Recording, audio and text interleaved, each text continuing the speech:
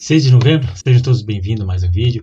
Vamos ver hoje a sociedade brasileira assiste calada a sua própria ruína. Então eles querem calar o povo e o primeiro passo para isso é o primeiro passo para a ditadura, né? A sociedade brasileira, ela assiste calada a sua ruína e existe a estratégia do mal, existe uma pessoa que foi plantada no sistema para arrebentar com o país. E o STF produziu um dos maiores estrategistas do Brasil desde 1500. E ele não foi formado nas impecáveis corredores das agulhas negras, nem no ITA, tampouco nas batalhas virtuais das casernas bem cuidadas, né? Ele foi forjado na Universidade da Vida, nas batalhas reais do dia a dia, nos combates fora das quatro linhas da Constituição e fora dos discursos vazios. Enquanto torcíamos para o Batman, enquanto nós torcíamos contra esses vilões aí, né, Batman, Superman, nós torcíamos para o Superman, eles torciam para o Coringa, né, para o Vadmark, para o Lex Luthor, para o Aníbal, para esses vilões aí, essas pessoas extremamente ruins, extremamente más. E esse herói que o STF criou, ele sabia que os heróis nem sempre vencem, né? Às vezes, e na maioria das vezes, fora das histórias em quadrinho, fora dos filmes de Hollywood, quem vence é o vilão, não é aquilo que a gente é acostumado a ver do mocinho vencer. O Sun Tzu, na sua obra Arte da Guerra, ele dizia que aquele que conhece o inimigo e conhece a si mesmo, ainda que enfrente 100 batalhas, jamais correrá perigo. Disse mais, que aquele que não conhece o inimigo, mas conhece a si mesmo, ganha muito mais batalha, né? E jamais perde, né? E aquele que não conhece nem o inimigo, nem a si mesmo, está fadado ao fracasso e correrá o perigo em todas as batalhas, né? Então, quando a esquerda resolveu implantar no Brasil o comunismo, levou a sério não só as ideias de Antônio Gramsci, o gramscismo, mas levou também os princípios de Nicolau Maquiavel, imortalizado no clássico livro O Príncipe, as estratégias do Sun Tzu, na Arte da Guerra, e ao longo de décadas eles se prepararam todo um cenário para promover a Revolução Socialista Comunista no Brasil e na América Latina. Porque nos moldes da antiga União Soviética, nos moldes da Revolução Russa, e quando a esquerda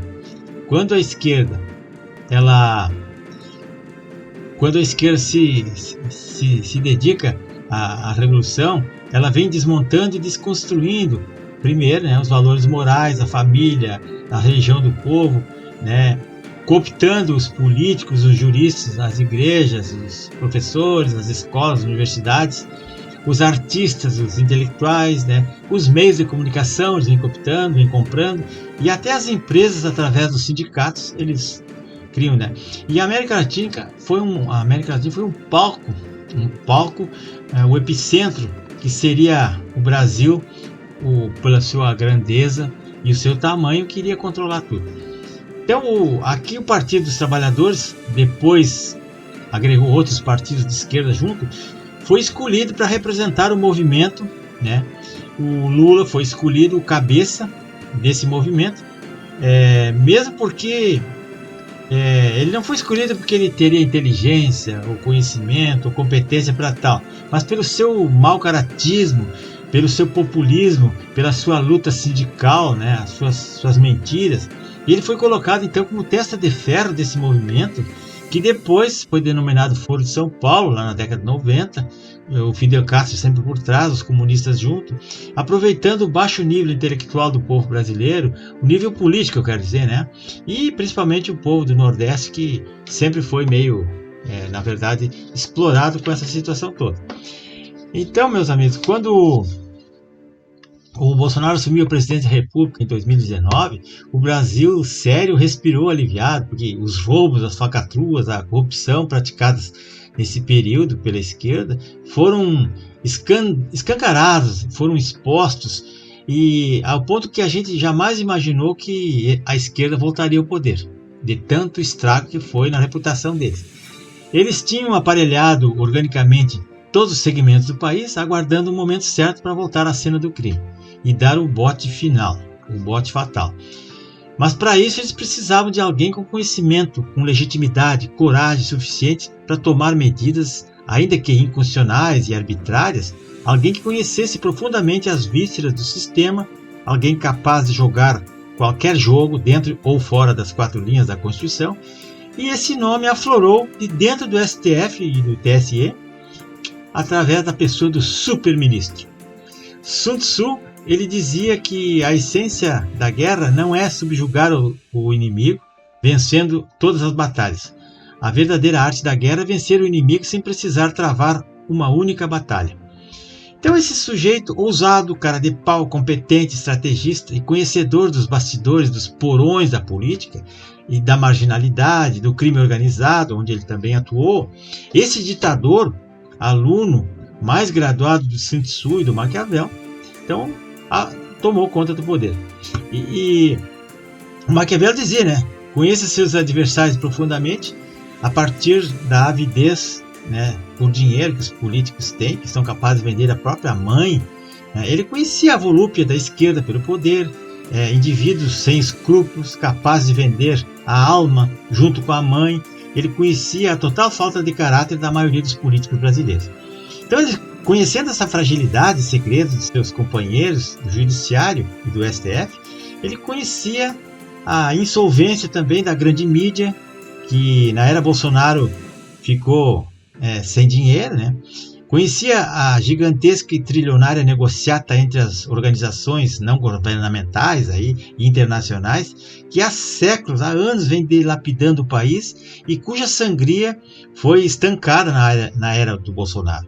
Conhecia principalmente a inapetência, a acomodação, a preguiça, a lassidão da maioria da cúpula das Forças Armadas, para os seus generais e brigadeiros, com sua honrosa exceção, por exemplo, do comandante da Marinha, né, que era a favor do Bolsonaro, o almirante Almir Garnier Santos. Mas a grande maioria desse pessoal, eles não estavam nem aí, eles pouco estavam se lixando. Então, os outros comandantes não passavam de mocorongos do Exército Aeronáutico, o general Marco Antônio Freire e o brigadeiro Carlos de Almeida Batista Júnior, totalmente obsoletos, preocupados tão somente em manter os seus status quo, suas botas brilhantes, seus botões dourados reluzentes e suas impecáveis hierarquias. Só estimulavam a tropa para ser um verdadeiro exército de Brancaleone, aquela comédia italiana, né? Então, o estrategista esse que eu falo se municiou de todas as armas que tinha na mão e partiu para cima.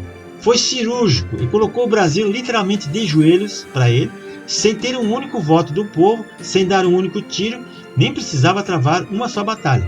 Calou o moribundo legislativo, né, o Congresso, neutralizou o judiciário, fazendo-os trabalhar para ele, dando como um cunho legal a toda e qualquer ação formatada através de uma nova e particular interpretação das leis. Dane-se a Constituição, dane-se as leis, dane-se a jurisprudência, a lei agora sou eu.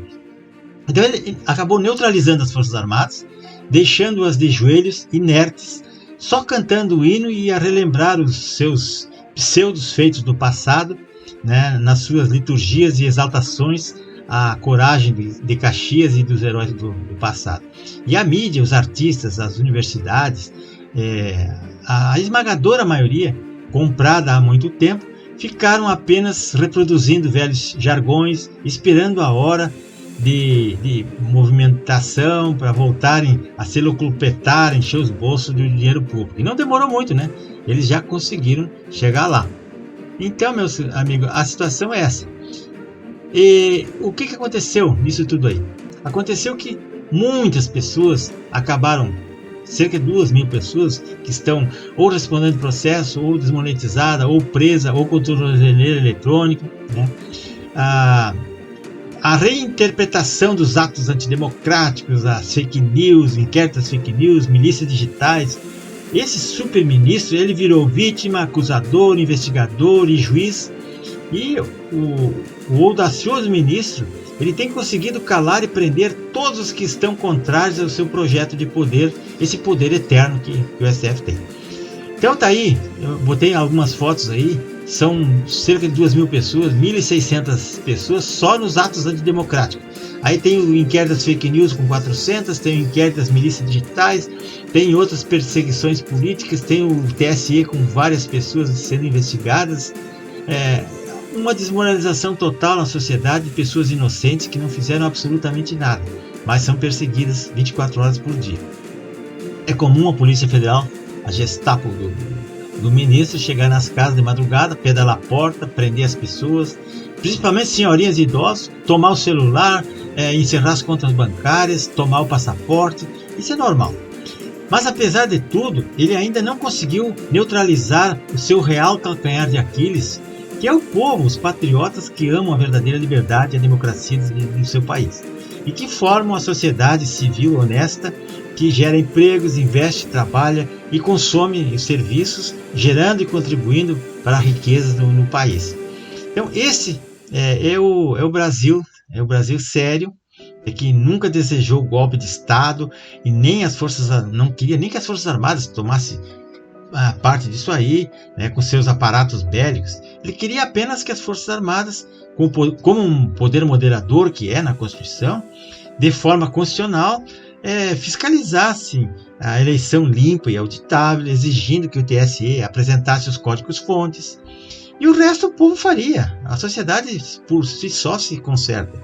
Então o presidente do TSE na época não forneceu os códigos e ainda disse: venham pegar se forem machos.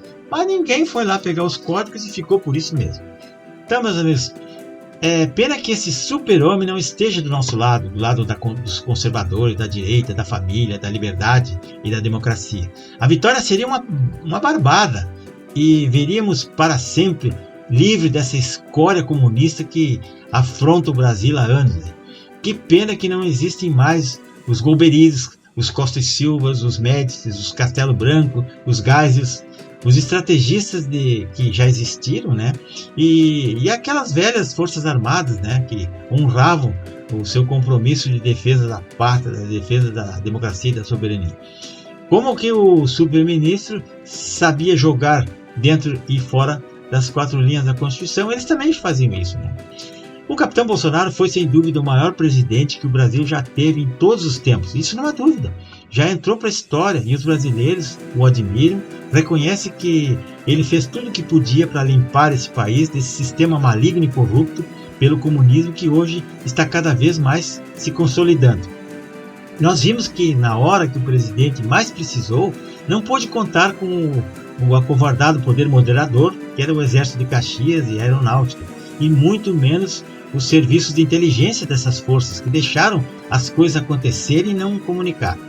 Então Caxias certamente está se revirando na tumba de vergonha por conta desses frouxos verde-olivas e dos frouxos azuis dos brigadeiros atuais. O Napoleão Bonaparte dizia: venham com seus argumentos de pena de ganso e eu vou com minha baioneta e vamos ver quem é que vence. Então, meus amigos, de fato, sem apoio da espada, sem apoio das Forças Armadas, uma ditadura não se consolida, não se instala. E aqui se instalou porque tem muita gente apoiando. E aí a situação está do jeito que está. Então, as Forças Armadas, que de forças não tem nada, tem umas suas fardas cheirando a bolor, aí, cheia de ratos vermelhos de 4 estrelas. Então, perante a sociedade civil honesta e trabalhadora, eles estão desmoralizados. E são chamados pejorativamente de melancias, né? Verdes por fora e vermelhos por dentro. Então, meus amigos, nós perdemos a batalha. Nós perdemos a batalha, né? Mas nós não perdemos ainda a esperança no futuro. Eu acho que aí nós estamos vendo advogados das vítimas e dos réus de 8 de janeiro estão andando pelo mundo. Aqueles estão na Organização dos Estados Americanos, lá nos Estados Unidos, entregando uma petição, né? Eles estão tentando fazer com que o poder dessas pessoas acabe, né? E eles entregam denúncias em todo mundo e trabalham muito. Sempre tem alguém lutando. E nós temos que dar todo o apoio do mundo. Porque a OAB deu as costas para o povo brasileiro e para os próprios colegas. Então o que nós vamos fazer? Tem que apoiar esse pessoal aqui.